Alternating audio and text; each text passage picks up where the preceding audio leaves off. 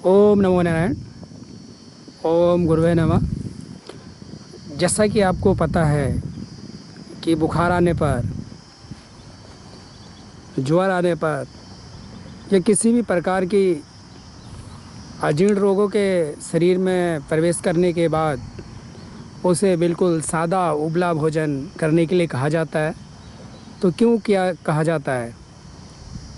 क्योंकि उस समय शरीर कमज़ोर होता है, लीवर को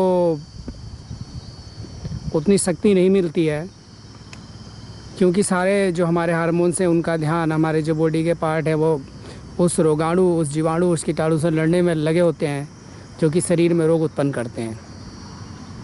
तो इसीलिए उस समय अगर आप तला भुना या ज़्यादा मिर्च मसाले वाला सेवन करते हैं बुखार आने के बाद ख़ास तौर से, तो जो हमारी स्प्लीन है, जिसको तिल्ली बोलते हैं, बढ़ जाती है और फिर उसमें सूजन हो जाता है, नाभि के बगल में टाइटपन हो जाता है और वहाँ एक गांठ सी बन जाती है जो वो तिल्ली की सूजन होती है। इससे बहुत प्रॉब्लम होती है, लीवर कमज़ोर होता है, लीवर पर लोड पड़ता है और पीलिया भी हो सकता है।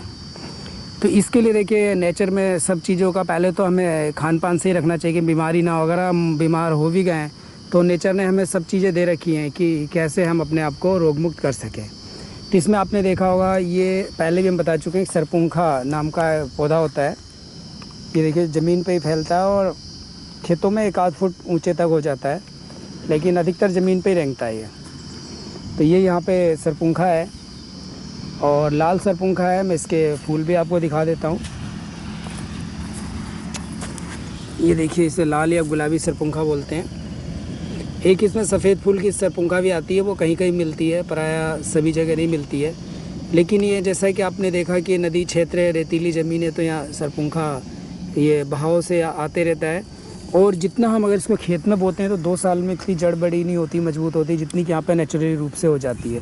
क्योंकि देखिए पहाड़ों से सब ये मिट्टी कट कट के आती है नदी नालों में और इसमें बहुत मिनरल्स होते हैं, लगभग सभी मिनरल्स होते हैं जो प्राकृतिक रूप से ऐसी जगह पुगता है। तो मैं इसको एक पौधा आपको दिखा देता हूँ। इसकी जड़ को हमें छील करके, मतलब पौधे का हम पत्ता भी ले सकते हैं, पंचांग भी ले सकते हैं। अगर आपके पास भरपूर पौधा है तो आप इसकी जड़ लीजिए, नहीं तो इसके पत्ते से भी काम चल जाएगा काढ़े बना के। ये देखिए, ये छोटा सा ही पौधा है और इसका जड़ देखेंगे तो क्या हुआ, ये इसकी जड़ हम ले लेते हैं, तना ले लेते हैं।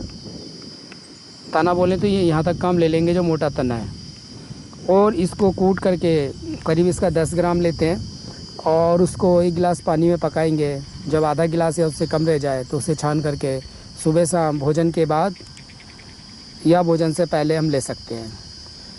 वैसे जितनी भी लीवर टॉनिक हैं सभी भोजन के बाद लेनी चाहिए, जिससे कि भोजन का पाचन भी अच्छा होता है और हमारे शरीर को लगता भी है। तो इस सरपुंखा को आप ले लेते हैं, अगर मैं कहता हूँ 11 दिन भी आप सुबह शाम ले लेते हैं तो आपकी तिल्ली जो है वो नॉर्मल हो जाती है। जो आपका स्प्लीन है वो नॉर्मल साइज़ का हो जाता है, स्प्लीन इनलार्जमेंट ख़त्म हो जाता है, अपने नॉर्मल साइज़ में आ जाता है। साथ ही ये और भी कई बीमारियों में लाभ पहुँचाती है। जैसा कि आपको पता है, देसी जड़ी बूटियाँ एक नहीं कई बीमारियों को दूर करती हैं। तो लीवर संबंधित कोई भी रोग होगा उसको भी दूर करेगी, ब्लड संबंधित कोई भी रोग होगा उसको भी दूर करेगी। ये ब्लड को साफ़ भी करती है। तो बहुत ही गुणकारी और बहुत ही लाभकारी वनस्पति है, जिसे हम सरपुंखा के नाम से जानते हैं।